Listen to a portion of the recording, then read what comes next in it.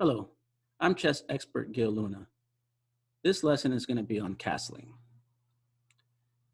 Okay, castling is a special move in chess where the king can actually move twice. For example, in this position, as long as there is nothing in the way between the king and the rook, and the king or the rook have not moved, black can castle. 1, 2, and the rook comes over. Let me show you that again. 1, 2, and the rook comes over. Now, black can also castle on the queen side. This is called queenside castling or long castling.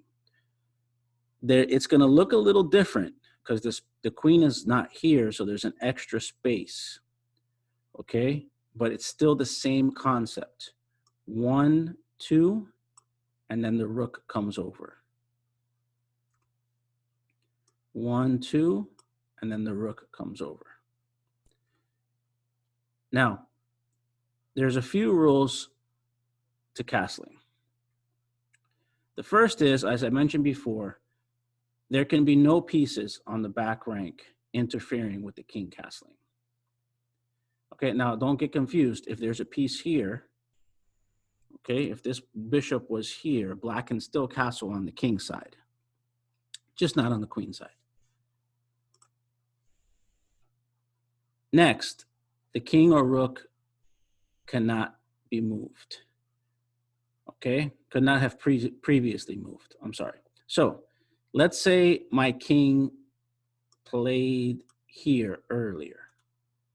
Okay, and then white decides to go g3, or bishop to g3. Okay, now my king comes back, and white decides to go bishop h4 again. And now I tried to castle, I can't. Okay, either way. Why? Because my king is moved. Now, the same goes for the rook. However, there's a small difference. If this rook moves, I cannot castle on the king side anymore, but I can castle on the queen side still on my next move. So once again, let's say we have bishop to g3, and then black decides to castle on the queen side. Black can castle on the queen side.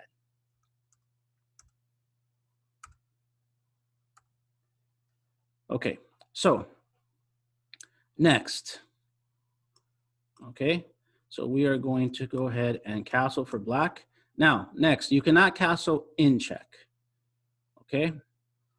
So let's say I want to castle on the queen side, on the king side as white. I cannot.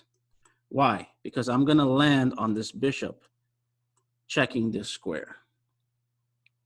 Okay? There's another trick. Okay, another rule. I can also not castle through check as white. So once again, black castles. So I say, okay, I can't castle here because there's a bishop, but I'm going to castle on the queen side. I can't castle on the queen side either. The reason I can't castle on the queen side is because this bishop is here.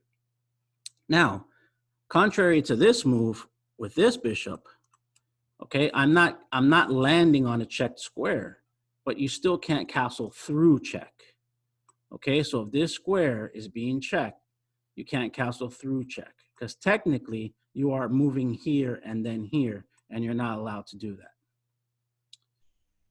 Next, you can't castle while you're being checked.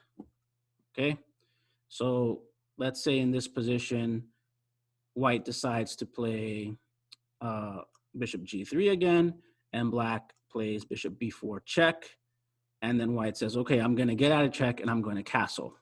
You cannot castle while you're in check. Okay, white can block check first, then maybe black plays something like bishop a5, and then white can castle. Okay, so remember, there can't be anything obstructing the king and the rook. You cannot castle in check. You cannot castle through check. You cannot castle while landing on a checked square. Okay, and you cannot castle if your king has moved, and you cannot castle if the rook has moved on that side. All right.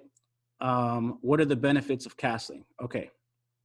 First, what we're doing is we're activating our rook. See, normally in the games, these rooks get stuck in the corners.